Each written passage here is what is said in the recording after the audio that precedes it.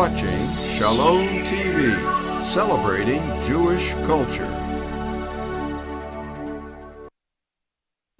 I'm Mark Golub.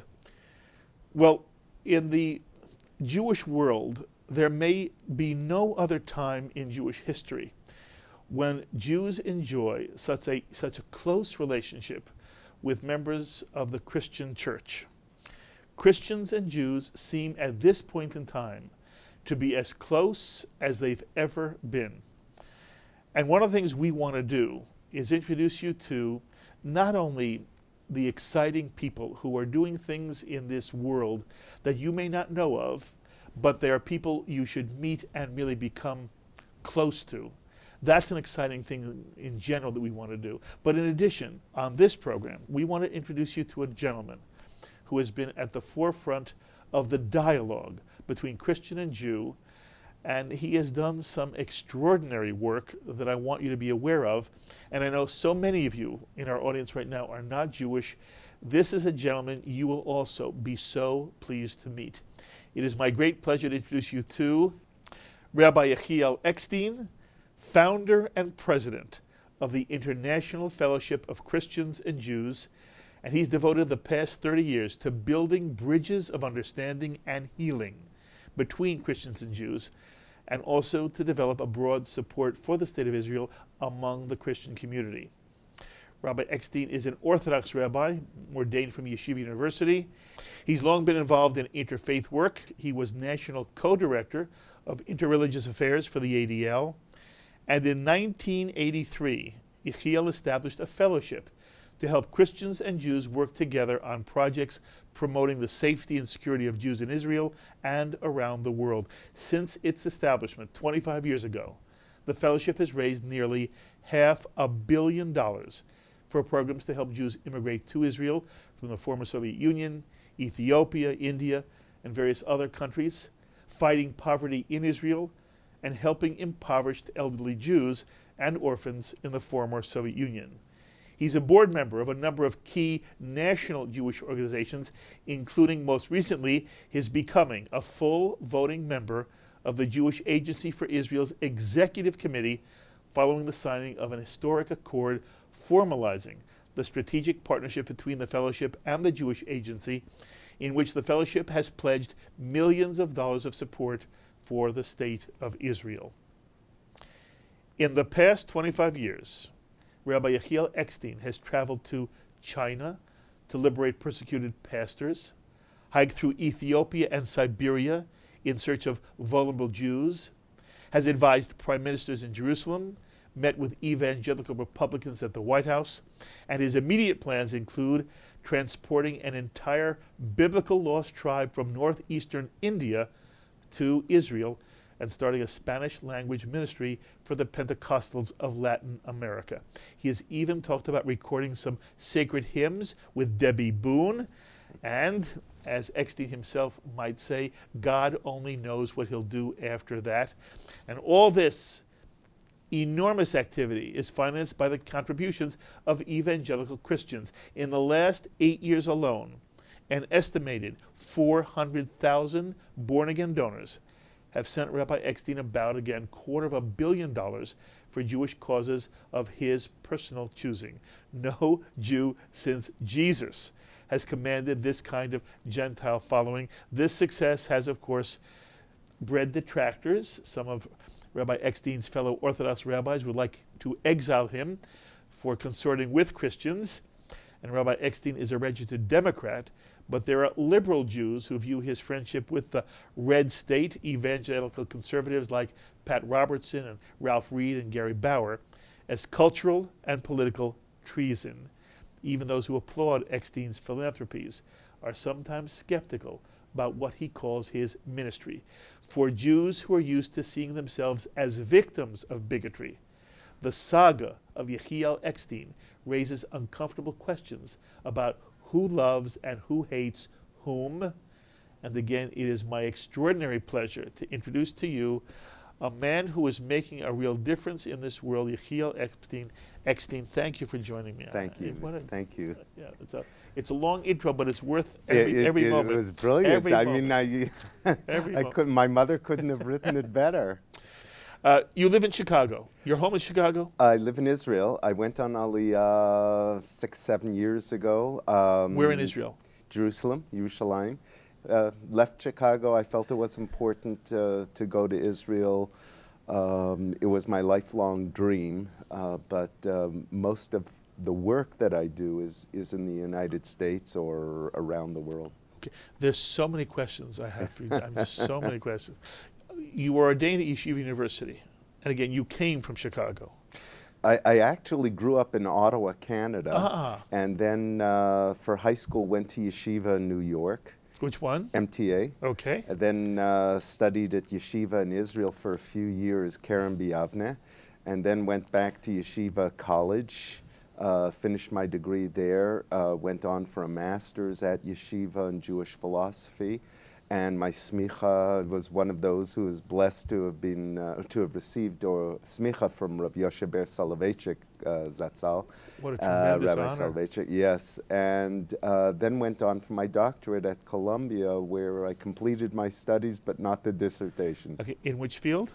Religion, philosophy of religion. Actually, it was my first exposure, not just to non-Jews, because I grew up in an Orthodox environment all my life, but I studied Christianity at Union Theological Seminary. Across from Columbia? Across from Columbia.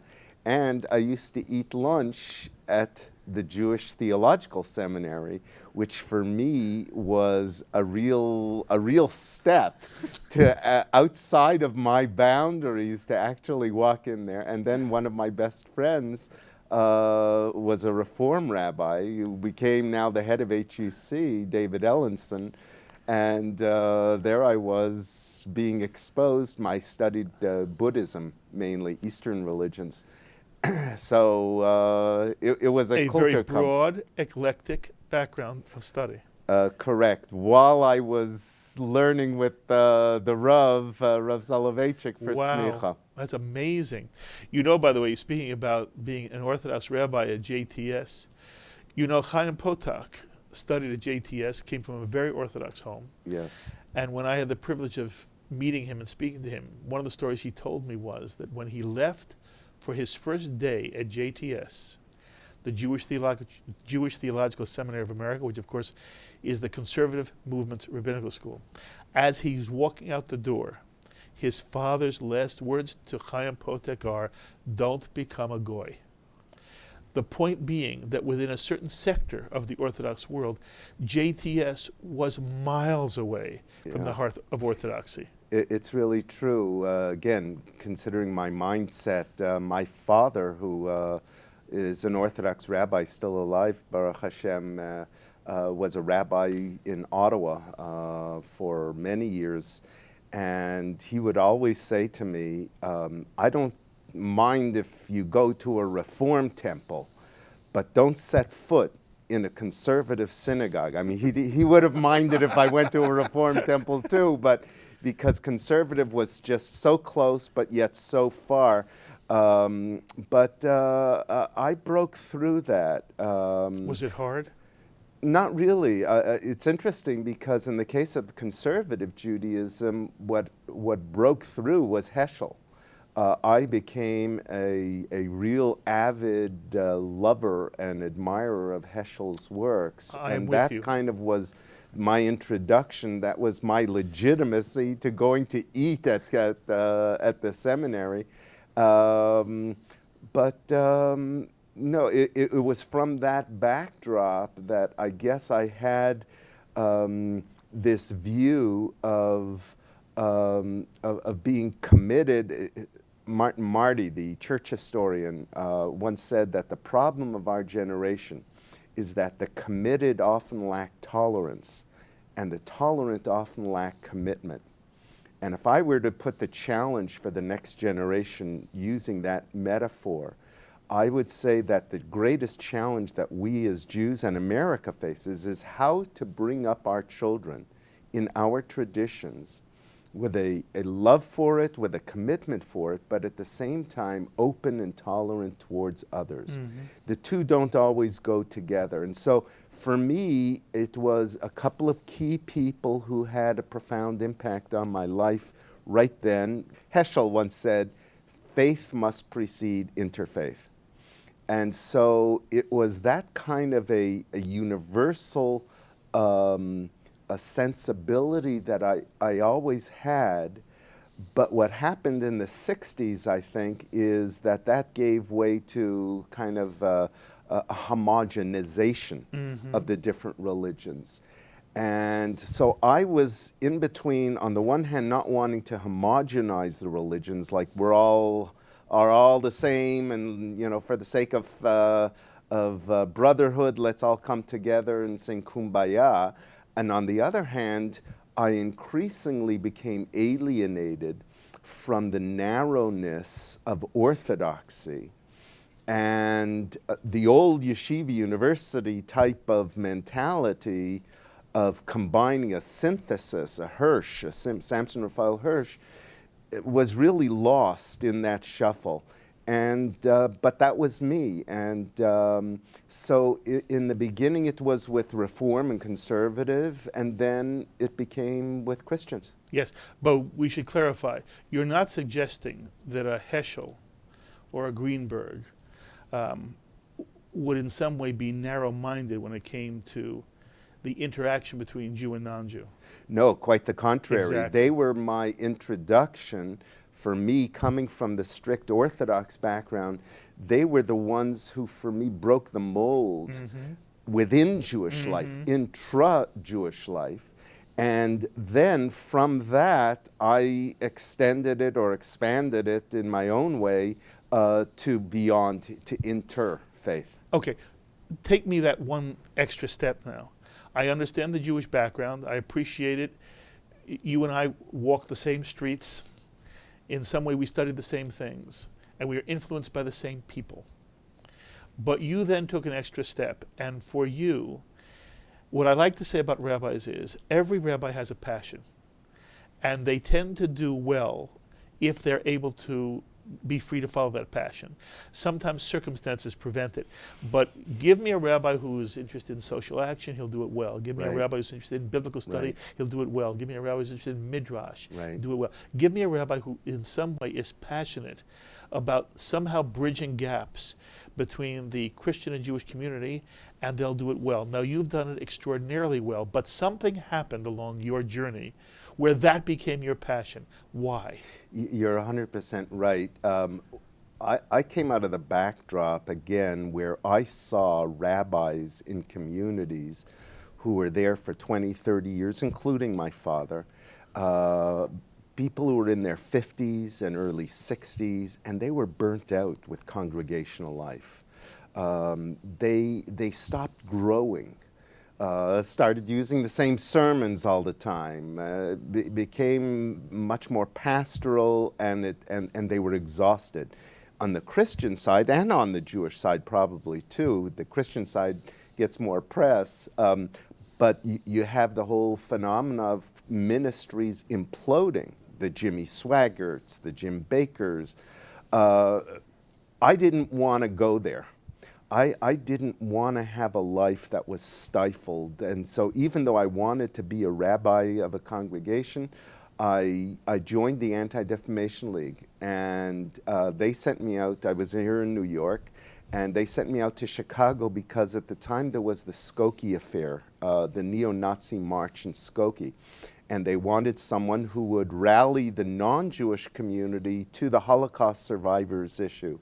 And we should remind people, there was the neo-Nazi movement that wanted to march in Nazi uniform through a Jewish Holocaust survivor community in Skokie, Illinois, and ultimately it went to the Illinois Supreme Court as to whether the Nazis had the right to march through this neighborhood in Skokie, Illinois, and you're saying the ADL sent you, Yechiel, to sort of rally non-Jewish support on behalf of the Holocaust survivors. And we should also mention, by the way, the court ultimately ruled in favor of free speech and permitted the march. But your work there was doing what? reaching out to the non-Jewish community to appreciate our situation. What happened actually was that I started the first Holocaust curriculum in a public school system as a result of that, and started a prayer service for Christians on the Holocaust, so that it shouldn't only be, my feeling was, these Jewish-oriented events shouldn't be incorporated only by the Jewish community, where you have a Yom HaAtzmaut party for Israel's Independence Day under Jewish auspices, and let's invite Christians. You have a Holocaust memorial service for Yom HaShoah, let's invite Christians, which not every group does. I felt that they need to incorporate that themselves. So we started a whole movement having Holocaust curriculum in the public schools to teach that next generation. Today, I mean, this was 32 years ago or so. Today it's commonplace. And what happened, though, is in the course of my work, I met the head of the Bible department at Wheaton College. Wheaton College is a mainline evangelical institution where Billy Graham went to school, his alma mater. And it was my first exposure to evangelicals. And this is, again, before Jerry Falwell and Pat Robertson made the cover of Time magazine and were known personalities. And I had my own stereotypes of what was called fundies in those times. Fundamentalists. Yeah, fundamentalists. But even at Union, when I studied at Union Theological Seminary, they kept referring pejoratively to these fundies. Yes. And I was too embarrassed to ask, what's a fundy? You know, but later on I caught on. So you had this stereotype of these people, evangelicals, not just in the Jewish community, not just in the secular community, but within the Christian mainstream. There was a certain elitism at Union, which looked down on the evangelical. 100%. And it turns out that this man that I met, either by chance or, as I would believe, bashert, by divine providence, he was from Boston. And he spoke with a Harvard accent. And how bad can anybody who speaks like John Kennedy be? And he was intelligent. And he started to, he was iconoclastic in shattering those images. He introduced me to the head of Trinity Evangelical Divinity School, which is in the area, another major school, who was from New York. Now, these two people, I remember still thinking then, they were intelligent. And I realized that my stereotype of evangelicals was shallow and not intelligent. We started what was the first Evangelical Jewish Dialog conference, and the first became the second became the third, and before I knew it, I found my cause.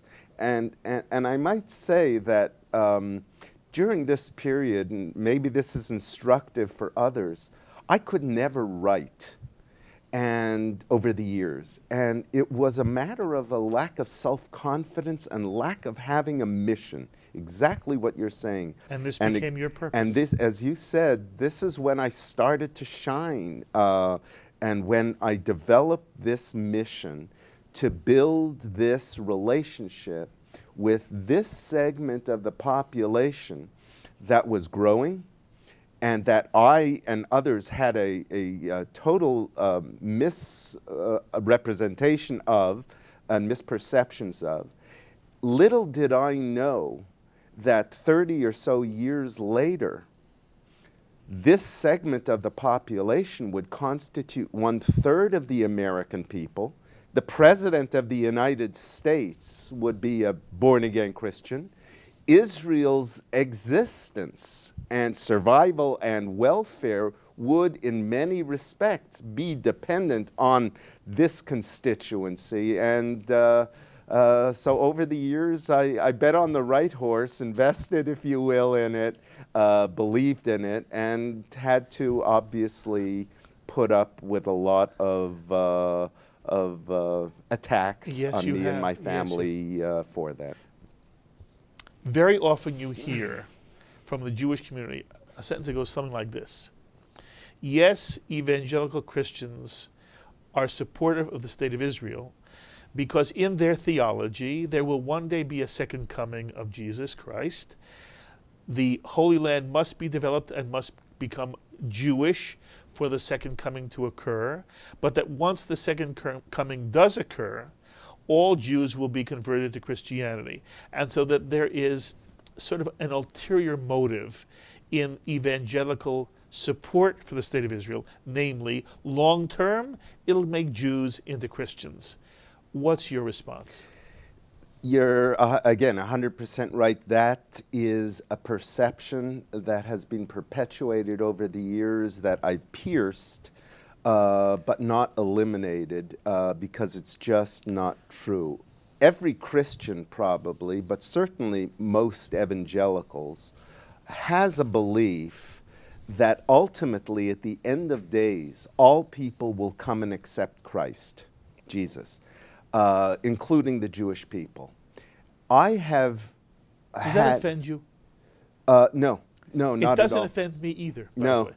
Incidentally, I would say that the Jew has the exact same messianic end.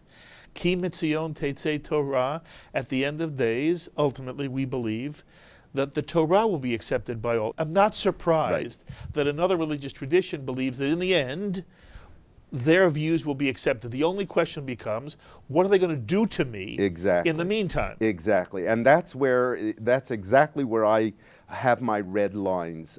When I started this and over the years, I didn't have a precedent. I didn't have even any Rebbe to ask, well, what do I do in such and such a case? I was in a minefield, and I established essentially one guiding principle. I will not work with those groups that target Jews for conversion. In other words, I distinguish between what's called witnessing or evangelizing on the one hand, which is legitimate. Certainly in America, in a democratic country, people can talk and try to convince others of their faith, versus proselytizing, which involves manipulation, coercion, deception, overly aggressive techniques. In other words, if they preach the gospel to everyone and Jews are a part of it, then I am supportive of that. But that gets back to the real reason for Christian support and this Jewish misperception that the only reason they are supporting Israel and the Jewish people is so that Jews will all come to Israel, accept Jesus, and then those who don't would be killed, etc. The fact of the matter is that, number one, we did a major study of why American Christians and evangelicals support Israel, and we found that the primary reason wasn't even theological. It was because Israel is a shared democracy, has shared values, is a democracy, is an ally of the United States in the war against terrorism, etc. Then when we pushed them theologically, we found that the real reason, the vast majority, and this I could have predicted in advance, I did predict in advance, is because of the verse in Genesis chapter 12, verse 3. What makes an evangelical is his or her belief in the Bible as the Word of God, usually literally. In the Bible, the Jewish people are God's people. They're the apple of his eye. They're on a platform, on a pedestal for these evangelicals who, as Paul in Romans says, were grafted on to the rich olive tree of Israel. So the Jewish people are God's people. And if they want to be right with God, they need to bless Israel and the Jewish people. And that's the Genesis 12:3, where God promises Abraham, I will bless those, Babarcha mevarcheka umkalelcha aor, I will bless those who bless you and curse those who curse you. If someone were to really want to know why evangelicals support Israel, it's because of that kind of a verse. Nachamu, nachamu ami, of Isaiah, of Yeshayahu. Comfort ye my people. Who's God talking to? It's not, we always interpret it as tinu chamu. Be comforted, because we read it on after the destruction of, commemorating the destruction of the temple, but they understand it as their mitzvah, lahavdil, to their commandment to bless Israel and the Jewish people. So the point is that in all the years, I've been, I think, very successful. I'm grateful to God for that, in building this movement of Christians, evangelicals who came without that, and directing it and substantively, not towards preaching the gospel to them, but towards helping Israel with tourism, politically, financially, etc. But the second half of this plan of mine was that the Jewish people would see that these people are not, these evangelicals are for real. It's not a conditional love. It's genuine without expecting a quid pro quo status in return. And I've been less successful on the Jewish side. But when I started, Jews, and we started to bring, I brought Jerry Falwell to my synagogue in Chicago to speak. The feeling of the Jewish community, they didn't even know that these evangelicals were supporting Israel. It went from a stage of, okay, they're supportive of Israel, but it must be because of these cynical reasons. Today, it's political. More than that, more than this fear of eschatology, that's kind of gone into the background. Today, liberal Israelis don't like this phenomena because the evangelicals tend to take a Likud position, a more right-wing position. God gave the land of Israel to the Jewish people. And so you have Knesset ministers like Colette Avital and others that will attack us for working with evangelicals. Why? Because of the eschatology idea? No. Because they are seen as a Likud pressure for refusing to give up land for the sake of so-called peace. And at the same time, you have some within the Orthodox, the right-wing Orthodox community, who attack me and who attack our organization because they see it as providing an opening to the legitimization of Christian missionary activity in Israel. So you get it from both sides on that side. And the Christian side, there are those who are saying, hey, our mission is exactly as you said, to convert the Jews. And here's this organization that tries to straddle both sides of the fence and say it won't work with those who actually try to convert Jews, and it just wants our money. Joe Lieberman called me, Senator Lieberman called me a little while ago, and he said, Yechiel, after 25 years, you've finally been vindicated. Yes, the Jewish community gets it. AIPAC has a desk to raise political support. UJC, which would attack us and wouldn't even take our funds, today has it. The Jewish Agency, where the head of the Jewish Agency a few years ago, Avram Burg, would not even take a picture with me. Today we're part of the exec. The battle has been won already, and the question is, what is the next step?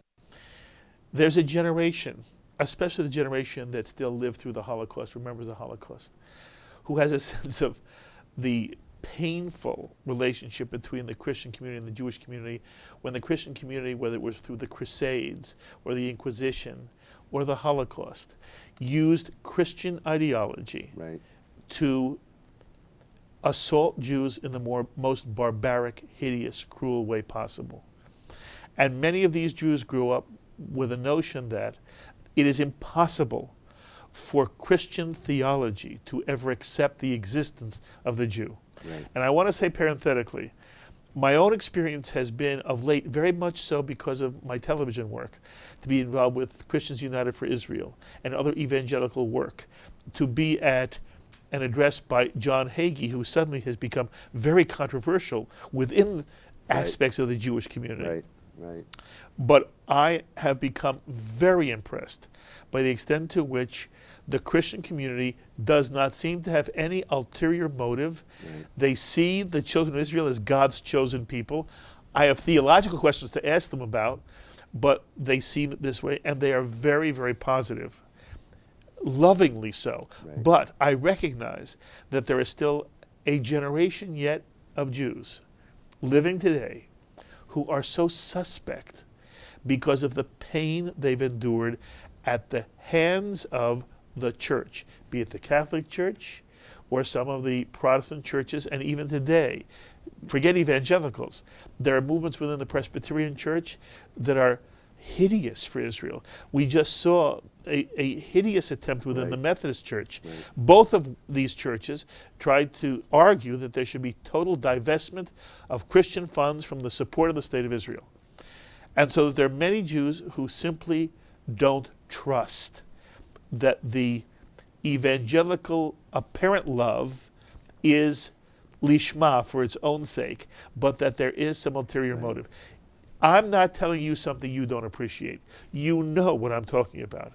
But if there is someone watching right now, a survivor, a child of a survivor, who says, Yechiel, the wool is being pulled over your eyes. In the end, the Christian theology, the Christian mission, the Christian notion of salvation, the Christian notion of God loving humanity so much he would send his only begotten Son to die, suffer and die on the cross John for you, 3:16. for you, Yechiel, that really you don't get it. You are being misled.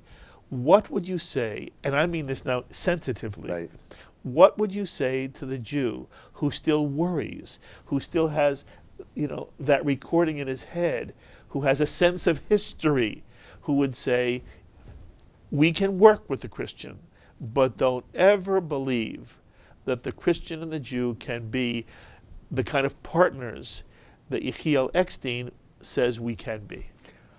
I have so many responses that I could give. I should have written them down as you were going through. You're obviously pointing to a truth, though I think the number of people who feel that way has really diminished over these 30 years as Christians, evangelicals, have proven themselves to be true friends through deeds, not just through nice words, but through deeds, through tourism, through political, through hasbara. As they prove themselves to be the friends, I think the number of people who feel that way has definitely diminished significantly. And it's a small, small minority. But what would I say to them? What I would say is, there is no such thing as the church. When we say Jews, there are differences between the Reform rabbi and between the ultra-Orthodox rabbi. And so too within the Christian community, even within the evangelical community. There are major differences between Pentecostals and fundamentalists and mainline evangelicals, and between all of them and the Presbyterian Church and the United Methodist Church and the Catholic Church, etc. So the first thing I would say is you can't paint with one brush, fell swoop, all the Christians.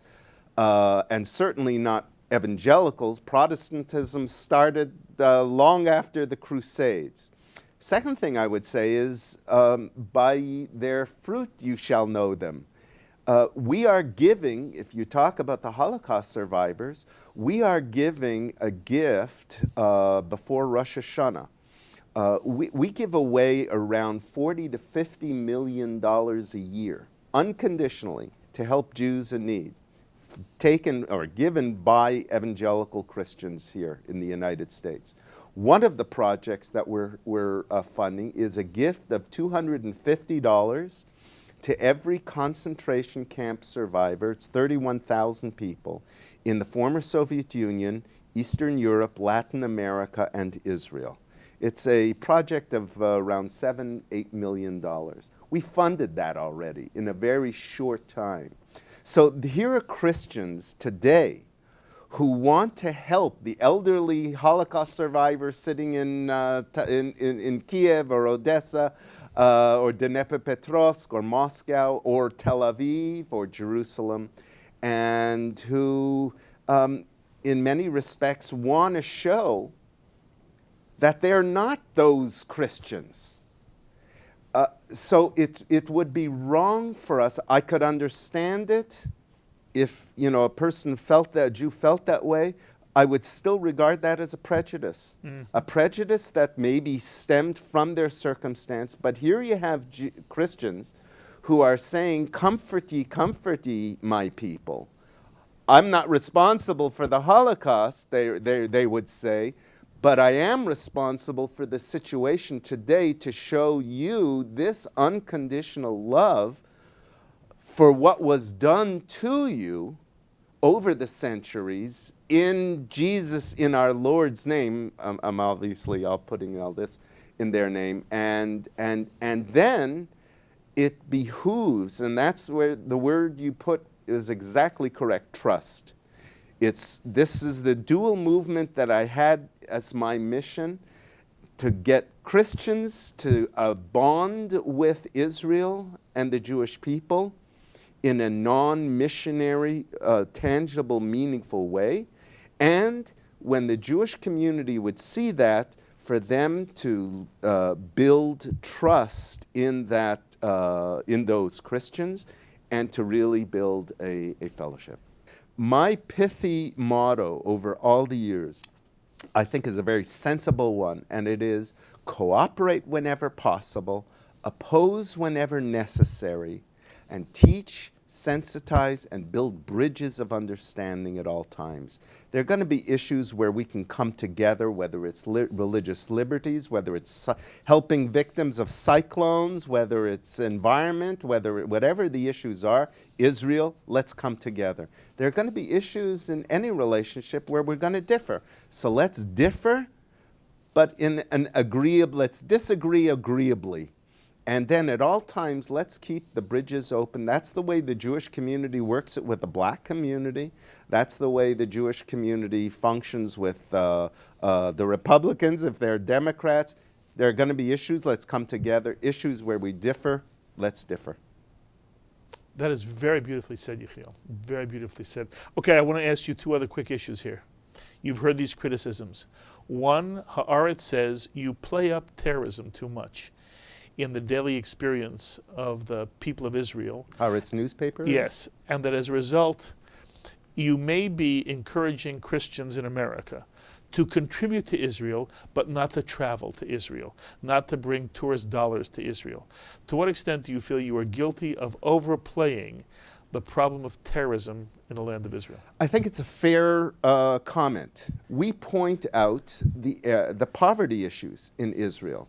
We raise funds on national TV every day, millions of dollars in hasbara that we spend, and part of that is to show the dark sides of Israel, the elderly who are in need of blankets, the children who are in need of hot meals, the battered women who are in need of shelters, etc., etc. And I get criticized for that, for showing the bad side of Israel, even though we raise funds to help it. And even though the tourism business is better on the Christian side than it has ever been, and we started that whole relationship with tourism 25 years ago, and even though during the Intifada, when most Jews were afraid to go, Christians continued to go on. But it is a fair, legitimate concern that I need to balance, and that we try to balance between, on the one hand, showing Israel as it is.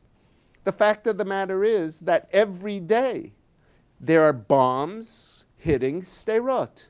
There are bombs hitting, missiles hitting Ashkelon. Yes, but the terrorism throughout the country has been radically and drastically reduced. No question about it. One walks the streets of Israel in general in perfect safety. 100%. And some people feel that you're Well, not giving that that side of the story enough credit.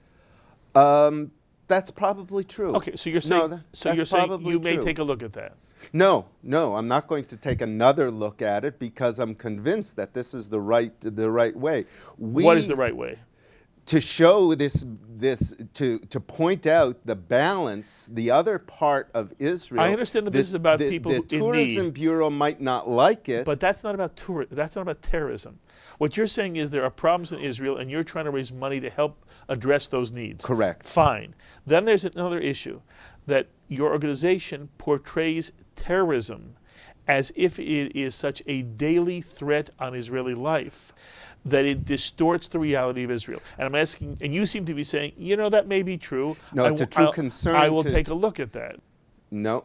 As a matter of fact, if anything, I'm going the opposite way in trying to convey that Israel, because of the Iran threat, is existentially threatened, and there's very little that I wouldn't do on the Hasbara side to try to convey that. Now, that doesn't mean that people can't. I live in Israel, and it is safer there in Israel. But these are facts, and if I portray them correctly and in balance, I feel morally correct in pointing out the problems of funding for children in need, elderly Holocaust survivors. What a shanda. I understand. Okay. I'm only addressing one issue And the here. same thing with terrorism. As long as Sderot, as long as the prime minister is coming to me and to us and saying, you know what, the extent of the reach of the missiles from Gaza is now Ashkelon. Same way that you built the shelters in the north and in Sderot, can you do the ones in Ashkelon? That's a shanda too. Either it's a shanda, it's wrong in terms of our Israeli policy, that we have to be in the situation of building shelters to protect ourselves, and there's no end, because the more time that goes by, the more ammunition is going to be brought into Gaza, the longer the reach. It's not just Ashkelon, it's Tel Aviv. And so as long as I check my facts, and the facts are correct, and I don't say, this is going on today in Tel Aviv, though it does. I mean, certain things, terrorist attacks are being averted, thank God. But if you'd like, I'll take another look at it. But I do believe that Israel today is under existential threat. I understand what you're saying. And the criticism is very specific, though. You depict Israel as subject to daily terrorism in a way that would frighten people away from Israel, and that would make it seem as if the daily Israeli, when you're in Israel, is in constant danger, as opposed to a Sderot, which in fact is in constant danger. And Ashkelon. And Ashkelon. And the whole southern portion of Israel. I'm not sure it's Ashkelon. I don't know that the people in Ashkelon have any experience similar to Sderot. I don't think that's fair. No, it's not similar to Sderot. Okay, what you're saying is that the Qassam rockets and the rockets that have now been brought in from Iran seem to have a longer and broader and wider range. And they're hitting Ashkelon. Okay, at the same time, most of the people who live in Israel do not live with a constant thought, fear of terrorism. And the only question is, do you portray it as if the Israeli does? I don't think so. Okay. How's that? Fair. I don't think so. Okay. I think I point that out. You're not trying to raise dollars from Christians on the back of a terrorism that is less real than in fact it is. I don't think so. That Haaretz criticism happened, by the way, it was written, if I recall correctly, during the Intifada, where it was a daily reality everywhere, and where it can be, God forbid, tomorrow. And I would say that if this is a criticism, you ought to address that criticism to every Jewish federation, to the UJC, to AIPAC, to every Jewish organization that portrays this terrorist existential threat from Iran, the terrorism in Sderot, as real, and that also raises funds from it. So Okay. this is something I that's understand, but evident in the Jewish community I accept too. what you're saying. The only thing that I press you on is because I don't believe it's what you mean to say, and maybe I'm wrong. Maybe you do mean to say it. I don't think you're suggesting to any of the people whom you work with that Israel is too dangerous to visit. We have tours. I couldn't Why don't you say have yes? tours. But I'm correct. Okay, yes. Am I not correct? Yes. You're not suggesting No. Israel is too dangerous to visit. Oh God, no! I live there. I would hope that the Jewish community, if they get a message here from this, if there are Jews watching, they should go on Aliyah. We started this group called Nefesh B'Nefesh. We gave them the money to get started. I mean, we didn't start it. We funded it to get started. And we believe in Aliyah. We believe in the tourism. But we also believe that Israel is threatened daily. The big issue in Israel is this division, this dichotomy between what's called Tel Aviv Israel and the rest of Israel. There's Tel Aviv Israel, which wants to have its business, which wants to sit at cafes, which doesn't want to be bothered by issues of the occupied, quote, occupied territories by Sderot. And that's why the response is always, well, if there would be bombs every day, missiles hitting Tel Aviv, you can rest assured the prime minister wouldn't be allowing this and the defense minister. So there is a division there in Israel between those who are happy with Israel just as it is, who want to send their kids to the mall and go do their investment banking and etc.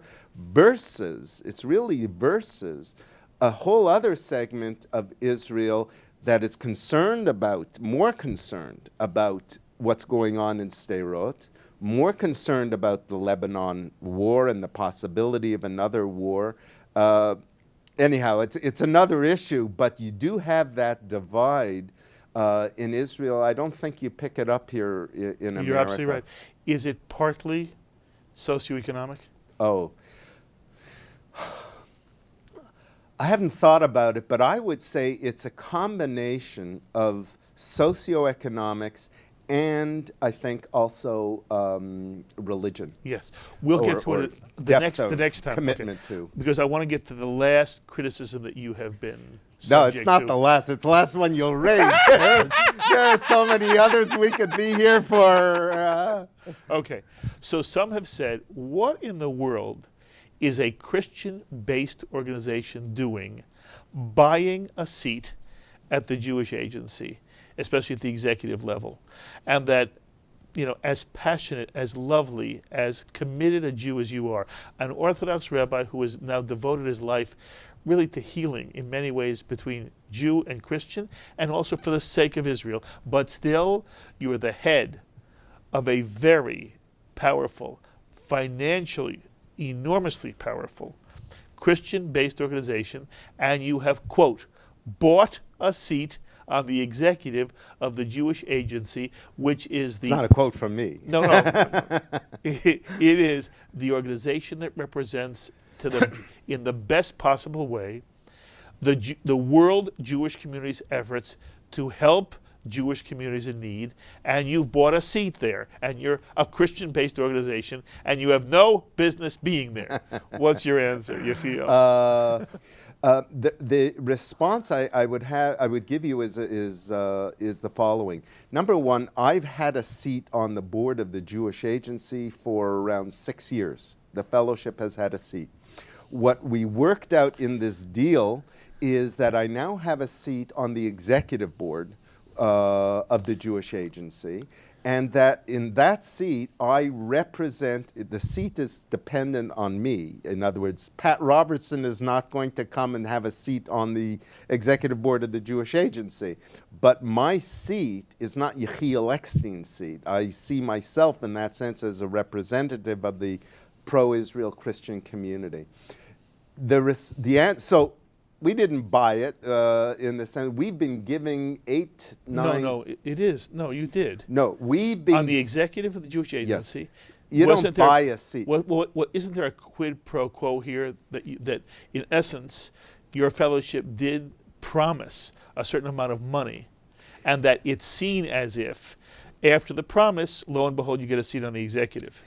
We've been giving $8 or $9 million each year to the Jewish Agency for years. And it's like with any organization, you know, someone supports whatever Jewish organization it is, their voice is entitled to be heard, and very often they have a seat on the board. If you take a look at the boards of probably any Jewish organization, most of the board are the key supporters. So that criticism of attaining power through the purse as opposed to through moral persuasion is a valid one for all fundraising and for all Jewish organizations today. In fact, I would say it's a legitimate source to criticize who are our leadership. Our leadership in Jewish community in America are not leaders. They're often people without any vision, but they're people who want power or who give a lot of money to a particular thing. So that's the context. We've been giving money to the Jewish Agency for Aliyah because we believe in Aliyah. It's one of our core programs, Aliyah. And the Jewish Agency is the only group, it's the quasi-governmental organization group that does it. So we've been giving money to the Jewish Agency for quite a while. I've been a board member for quite a while. Here's where the issue now comes in. I want to take, and I know we don't have time today to talk about it, but where do we go in the next 25 years? I want to build this Christian-Jewish relationship to the point where it would be a strategic relationship for Israel, where Israel would acknowledge it as a strategic relationship, the same way that Israel has a strategic relationship with Jews around the world, that Israel would see Jews and their partners and friends in the Christian community as their strategic partner. Mm-hmm. That's my goal. And towards that goal, I was appointed by the State of Israel, since I'm Israeli now also, as ambassador. I'm goodwill ambassador to the Evangelical community.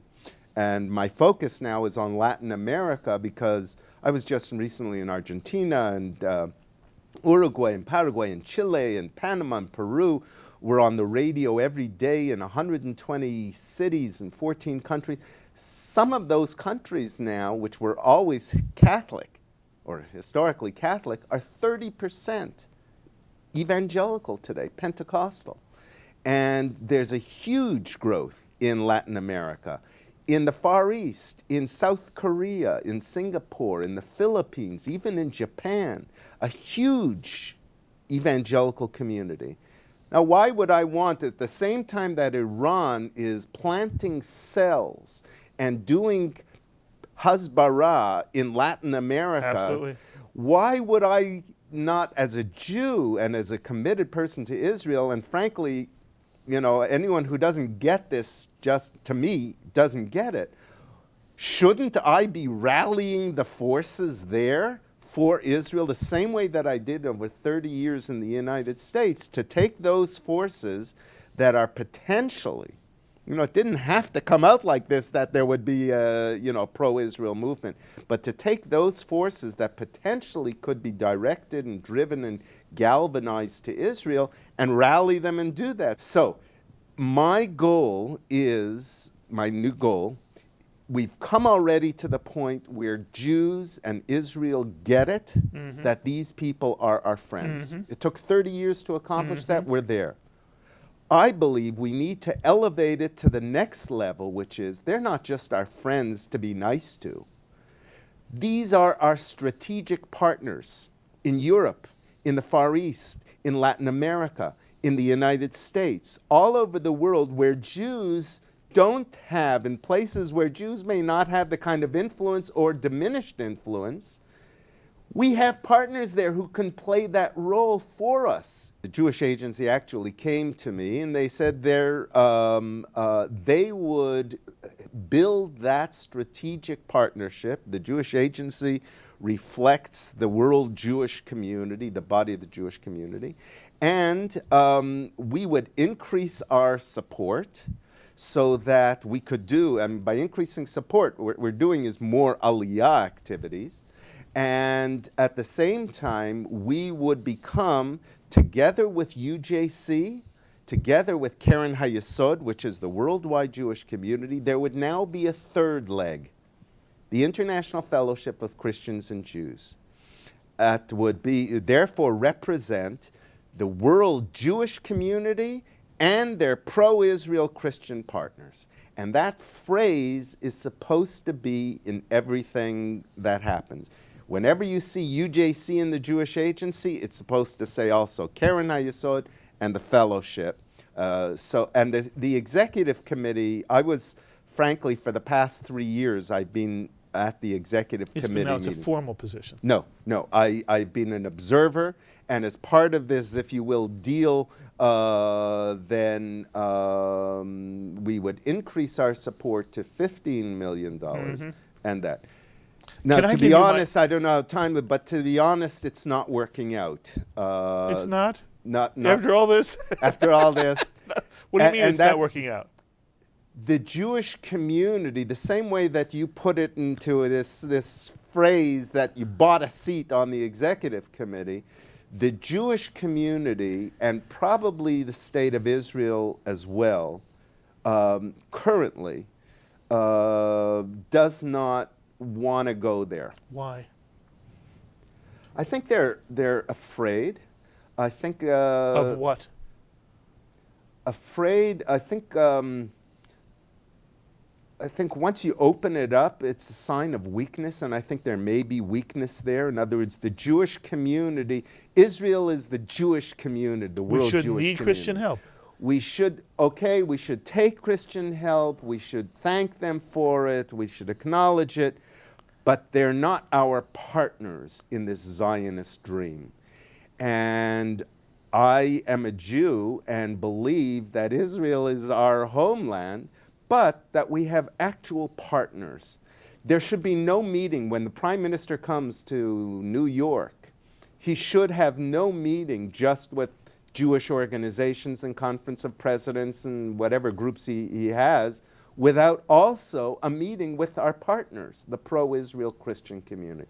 That kind of a level. Now, I have a feeling that might change if Bibi Netanyahu. In which I'm direction? not a supporter of, I'm not saying who I'm supporting. In which direction would it change? I think Bibi Netanyahu, more than any of the others, like Begin, Prime Minister Begin, alav shalom, has a real vision for having pro-Israel Christians around the world as a strategic partner. Okay, the Jewish Agency, I've been trying to push it. Maybe, like with the other whole area of evangelical Jewish relations, people said we're not ready. People who were favorable said, you know, it's too bold. We're not ready for that. It's right after the Holocaust, etc., etc. Maybe that level is 5-10 years down the road. I want to give you my take, by the way. My take on this is that there's not a reason in the world why people who are committed to seeing Zion as a Jewish entity be upbuilt should not have and supporting have a seat at the table. Right. That's my perspective. Right. And my sense is that some of the questions I've asked you before to address, namely the Jewish, and I've refrained from using the word paranoia.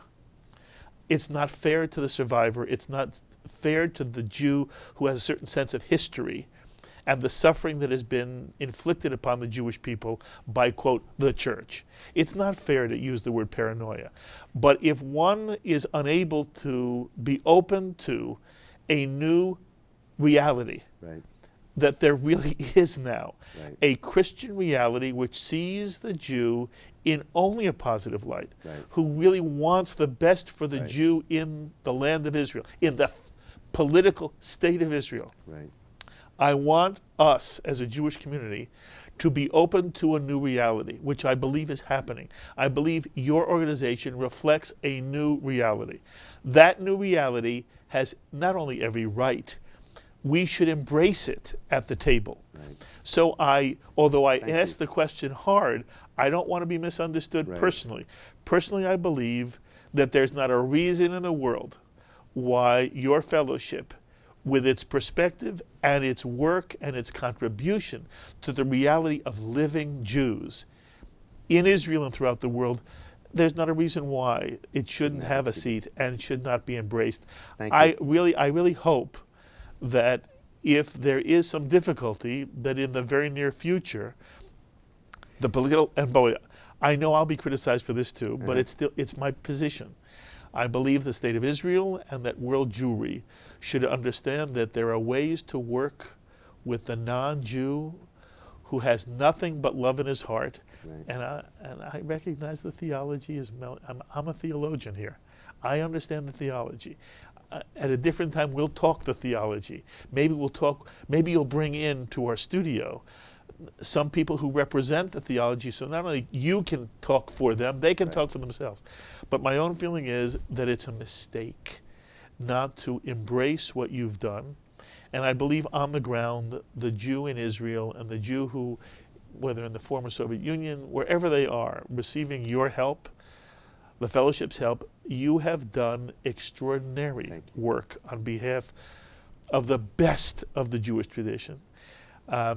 When we sat together, you have just jumped off one plane, you're going to get on another plane. It's amazing how much energy you have, how the passion in your eyes is not diminished by whatever lack of sleep you're being forced to endure.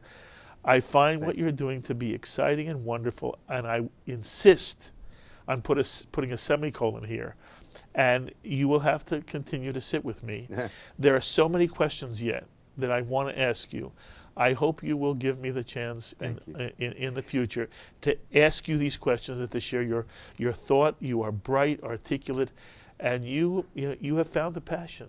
Yechiel Eckstein, your passion has done good for both the Christian community you serve as a Jew, and more so the Jewish community you've been able to assist by the wonderful work you're doing. You are a remarkable one. And I thank you for taking the time to share with us on the Chaim and to talk to the Jewish and so many non-Jews who watch this program. Thank you very much. You'll come again? God willing. Okay. Yirtzeh Hashem. Thank you. Thank you. Rabbi Yechiel Eckstein, who is doing extraordinary work with his fellowship for bringing Christian and Jew together in real understanding. It's been an honor for me to speak to him, and I hope you'll, again, Yechiel, you'll be with me many times.